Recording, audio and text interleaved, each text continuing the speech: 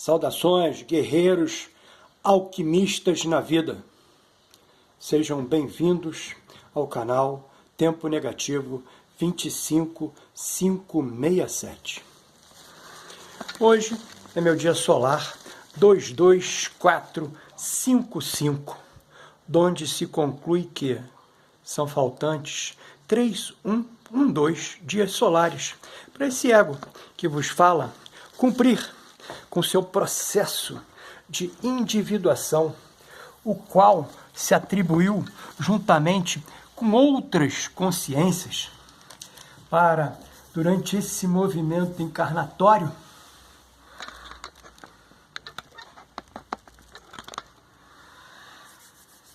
estar aqui desenvolvendo. Deixar lá meu mapa alquímico lá em cima.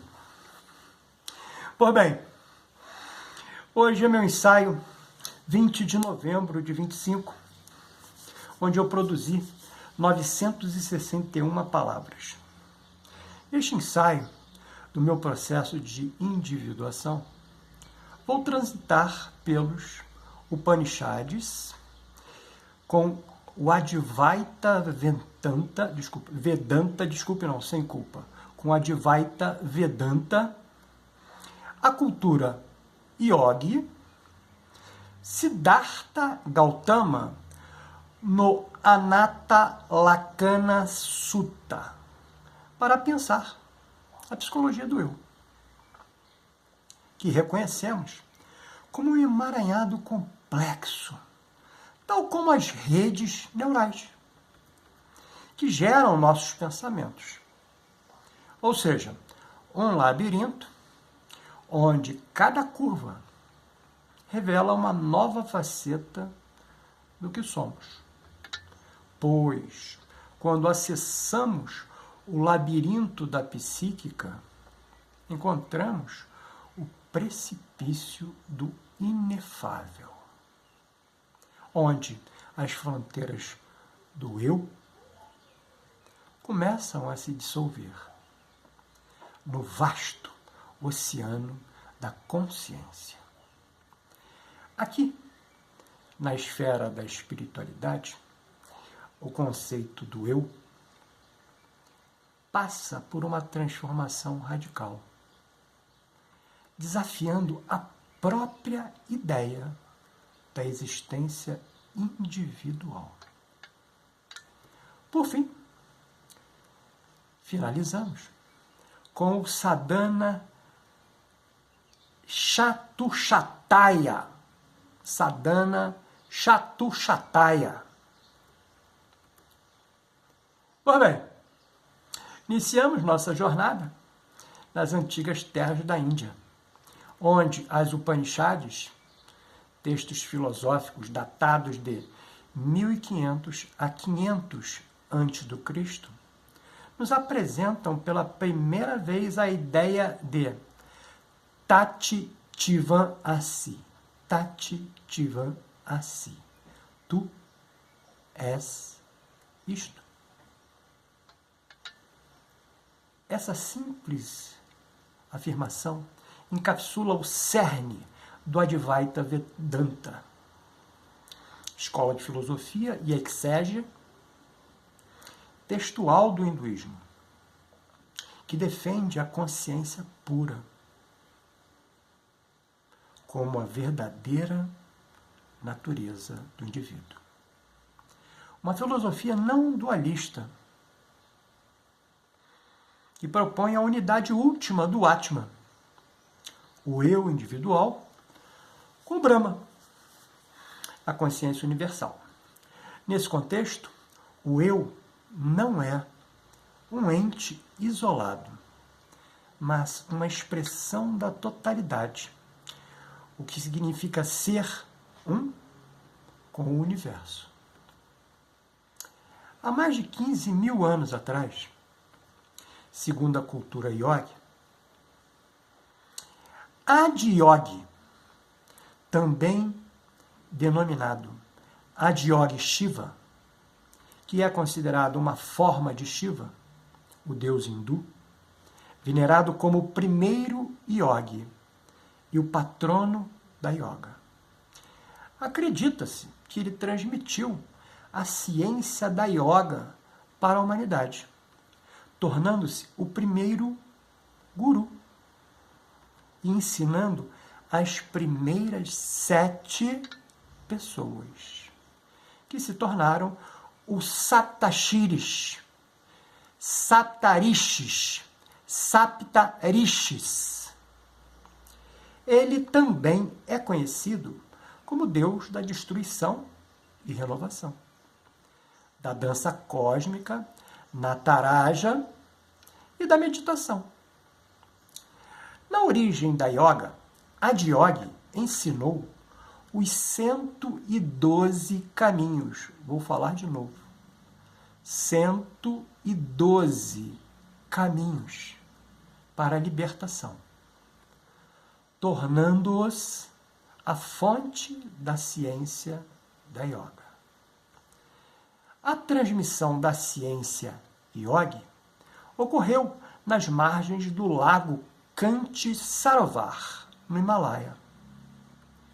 A figura mitológica de Adiyogi, que simboliza a transformação interior, a libertação e o bem-estar, falou como a vida evolui sobre os 10 avatares.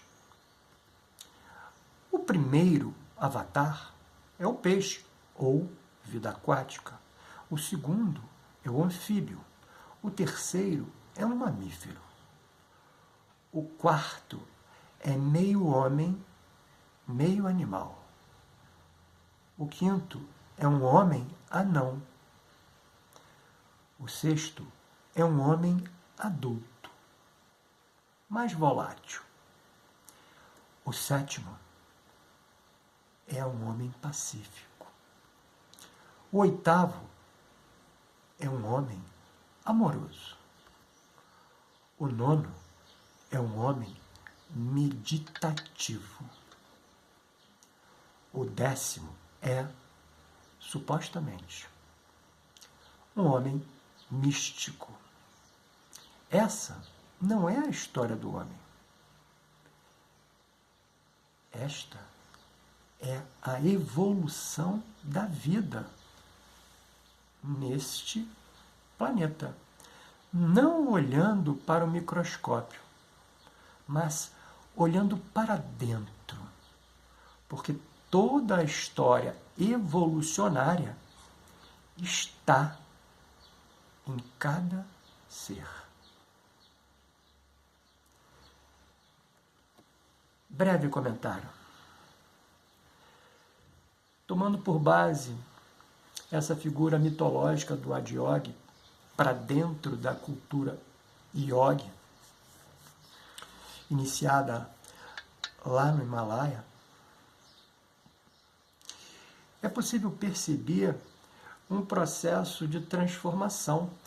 E a nível, de debate intelectual, podemos precisar, pelo olhar ao externo, que especificamente nos encontramos pairando, sobre o andar avatárico do sexto homem, aquele considerado um homem adulto, mais volátil. E notem, sem fazer nenhum tipo de comparação depreciosa para todo esse constituto material humano que nos cerca, podemos reconhecer em alguns movimentos, uma espécime de avatar específica, que nos vem a claridade, então podemos reconhecer, dentro até mesmo das linhas, de constituição humana, algumas espécimes de avatares que ainda estão, vamos dizer assim, andando junto, né? De uma certa forma, mas não conseguimos reconhecer a tamanha quantidade, podendo, isso aí é minha opinião, até pensar que já tenhamos alguma espécime desse último avatar, que seria o homem, dentro dessa visão do Adiyogi, né? O homem místico. Podemos ter, mas mínimos, né? Mínimos exemplares. E isso é que é legal da gente poder pensar num todo, né? Porque obrigatoriamente esses mínimos, né, se encontram dentro dessa grande totalidade exatamente para serem, por assim dizer, né, de alguma sorte, né, o efeito modelar, né? Porque você só pode colocar em prática algo que você tem a capacidade de perceber. O que você não tem capacidade de perceber, você não consegue colocar em prática. Então, dentro, né, dessa grande inteligência cósmica, né, que nos nutre especificamente, né, ela tem esse, vamos dizer assim, né, essa preocupação, né, de gerar obrigatoriamente o modelo o qual o grande contingente, né, material humano possa direcionar, né, para fazer o processo de transformação, fazer o processo de individuação. Mas, em suma, contemporizei demais, né? Vamos voltar aqui especificamente para a minha escrita desse ensaio. Em outras palavras, todos os entes do orbe têm a mesma origem. Descendem do mesmo fator gerador. Essa inteligência cósmica, né? Essa grande inteligência, essa única grande inteligência cósmica.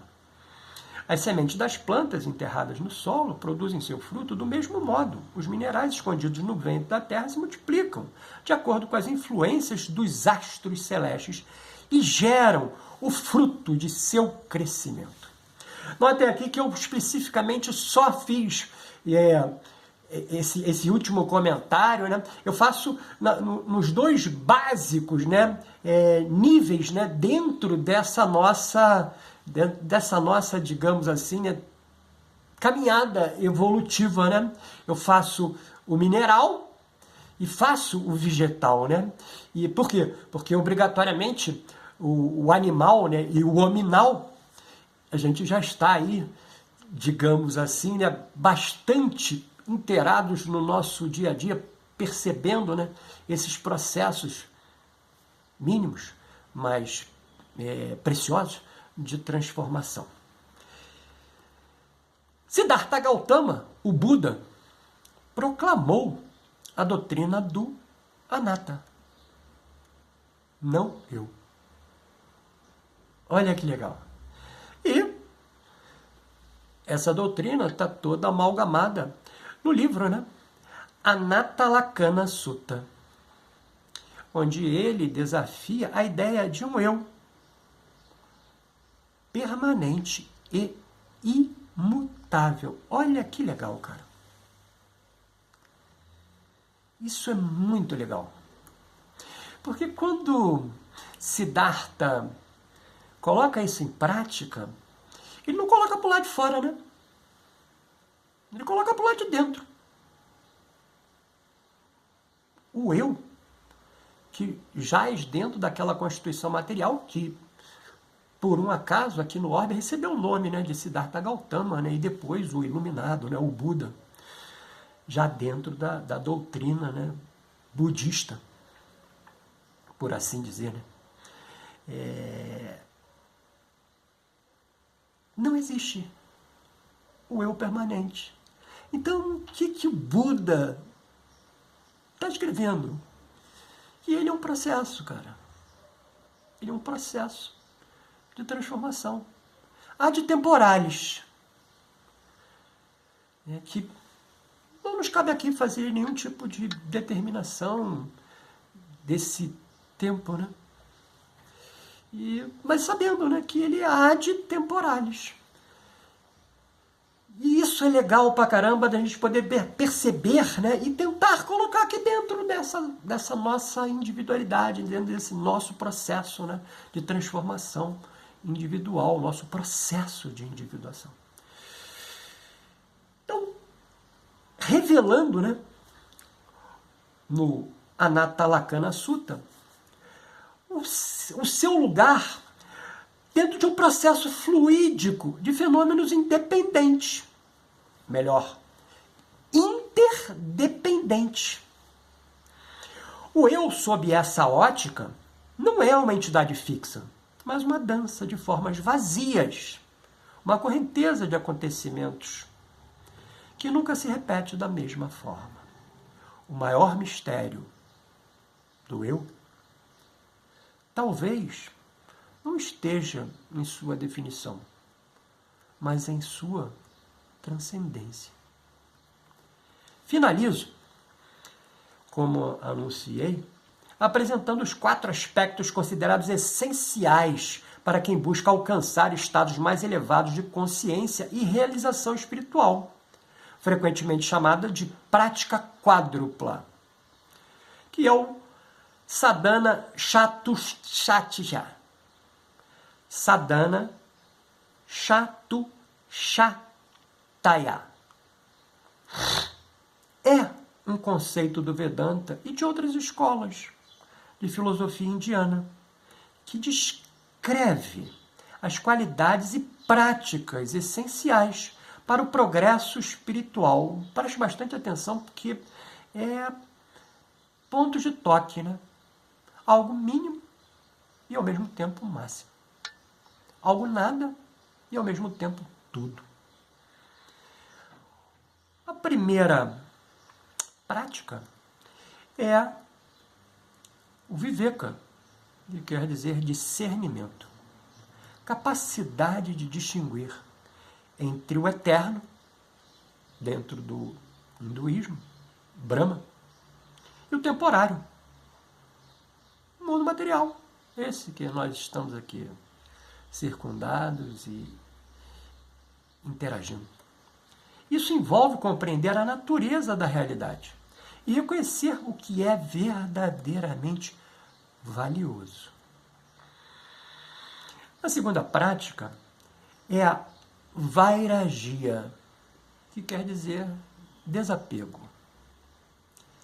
A sensação de desapego dos prazeres mundanos e dos bens materiais. Algo extremamente difícil, né? No mundo capitalista, né, consumista, né, que leva-nos obrigatoriamente a estar sempre olhando, né, para o jardim do vizinho. Né? Algo extremamente pueril, mas que fomos educados a fazer, fomos treinados a fazer. Né? Então temos que agora fazer um retreinamento, né? Uma reeducação, não mais voltada para o lado de fora, né? Tentando buscar esse lado de dentro, né? Que é algo extremamente difícil, que a gente está aqui, da melhor forma possível, tentando ser um canal. Não somos, de forma nenhuma, né, determinadores de uma verdade absoluta, até porque, como já afirmei anteriormente, né, essa palavra, para mim, ela me causa grande desconforto, né? Pensar verdades, né?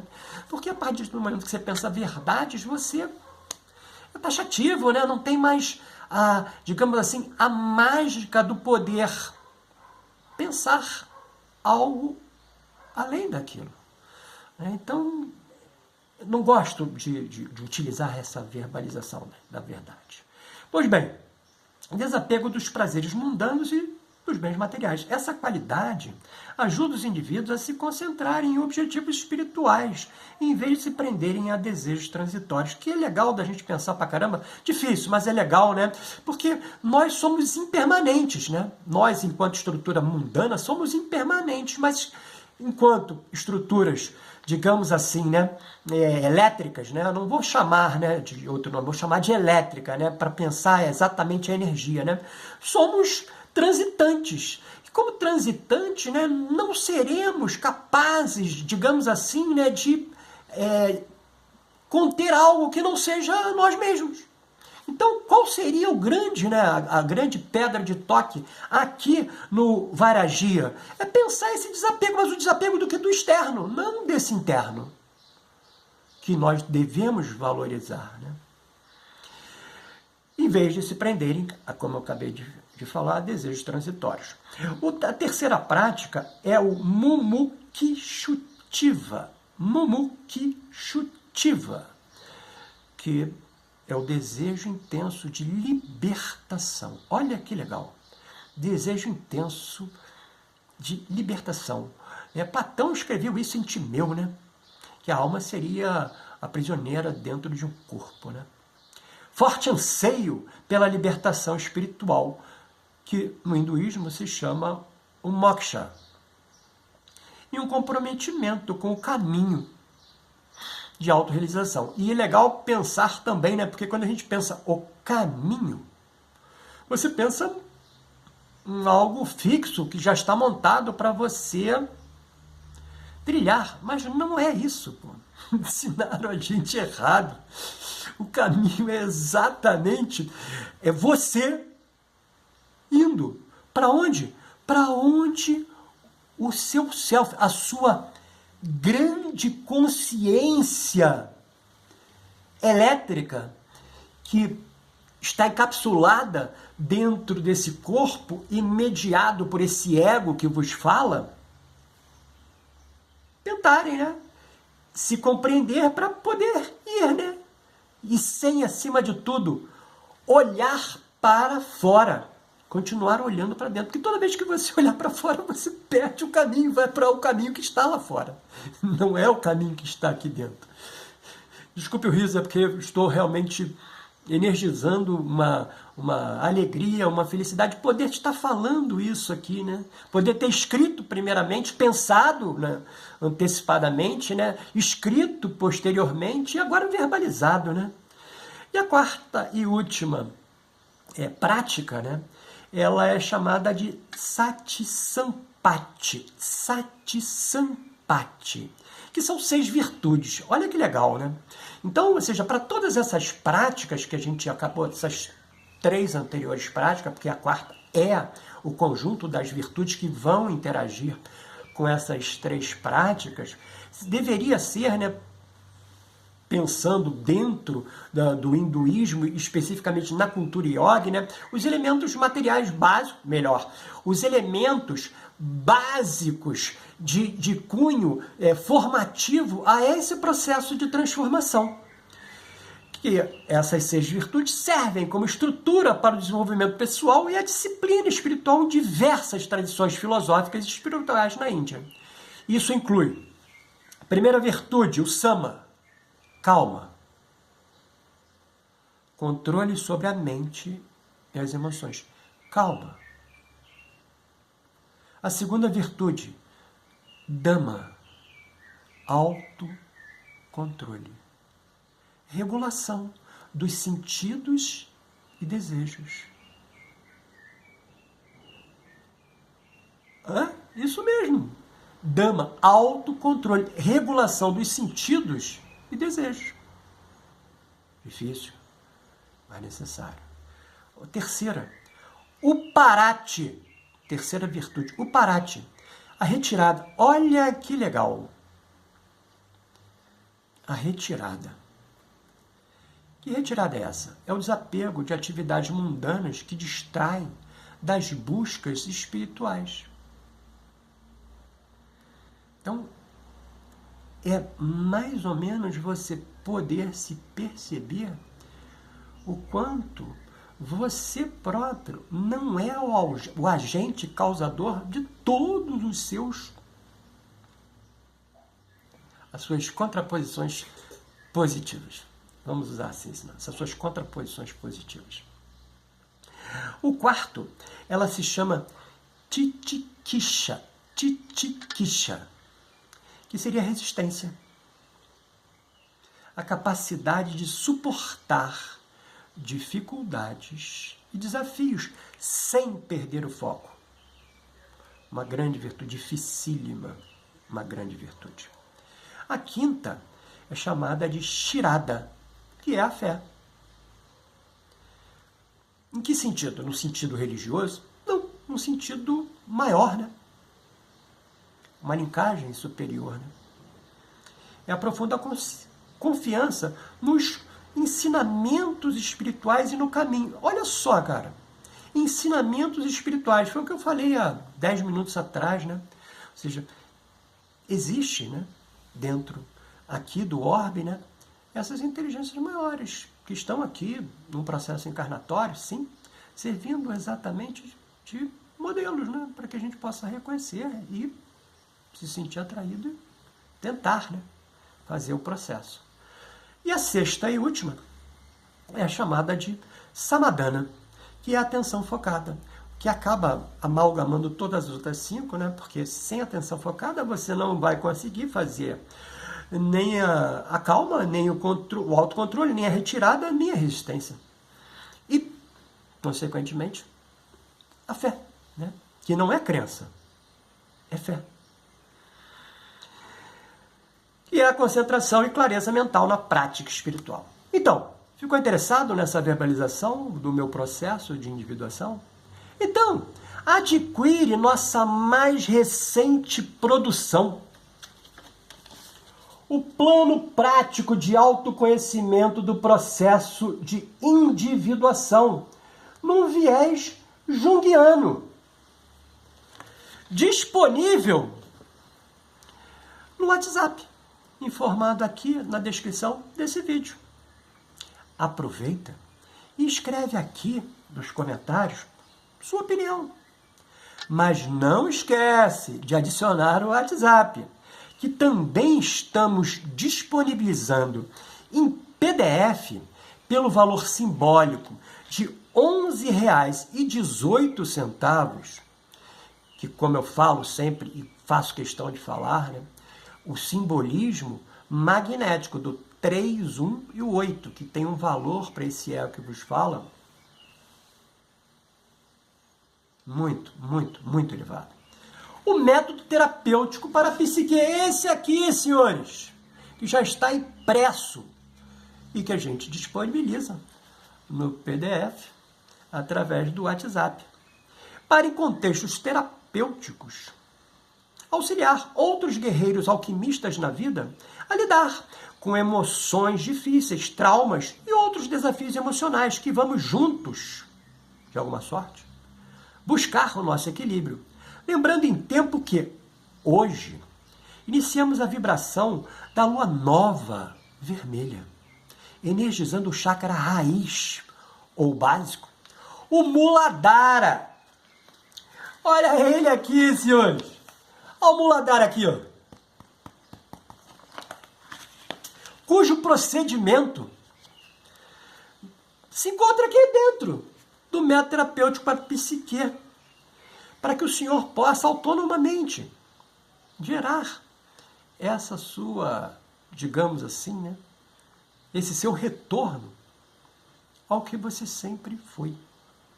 Essas são uma pequena contribuição que a gente faz, né, de tentar a cada um desses que a gente pode chegar, né, através dessa comunidade, de que eles próprios se sintam, né, à vontade de fazer esse procedimento para com eles mesmos. Você me vê no próximo vídeo.